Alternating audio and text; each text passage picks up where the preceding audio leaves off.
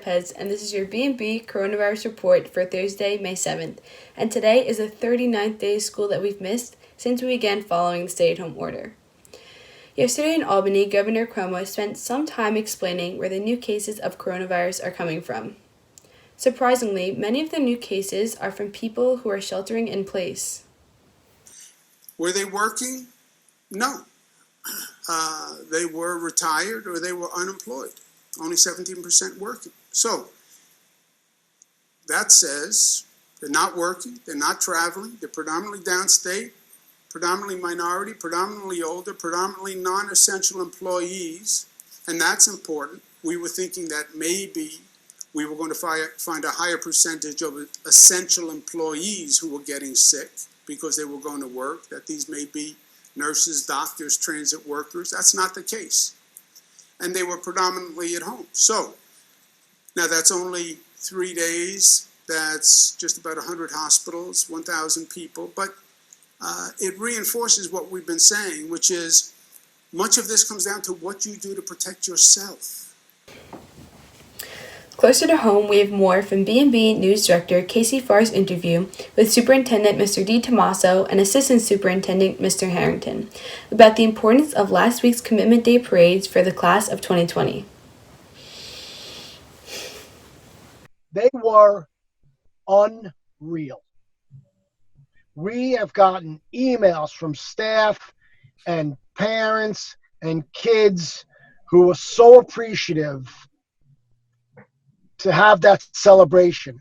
I mean, staff, the joy that you could sense and hear from the staff was unreal to see.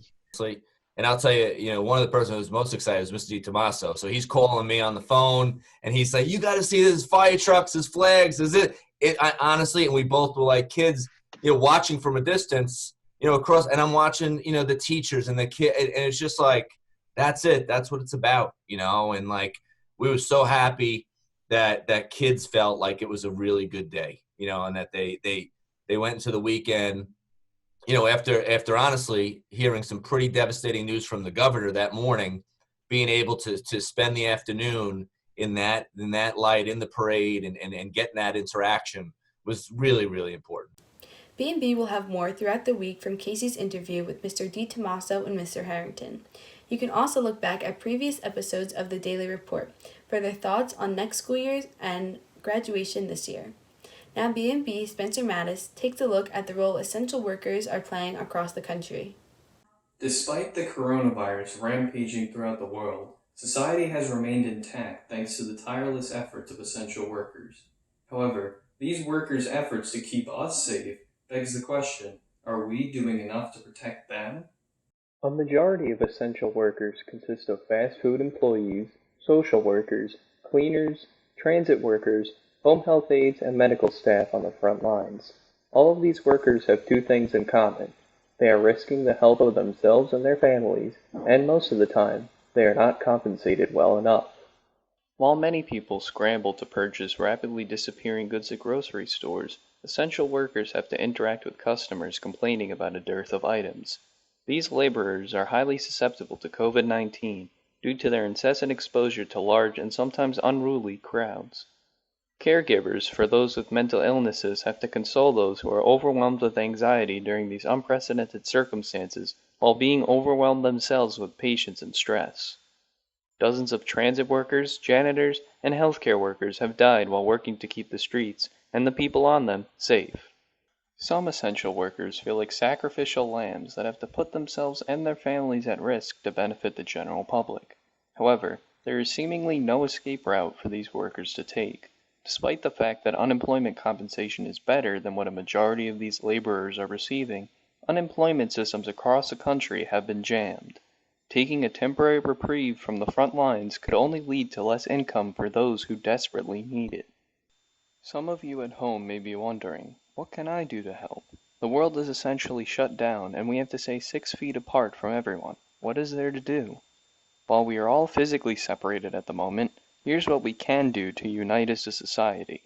Take the time to be polite to every worker and person you see. A small act of gratitude can brighten someone's day, especially during these volatile times.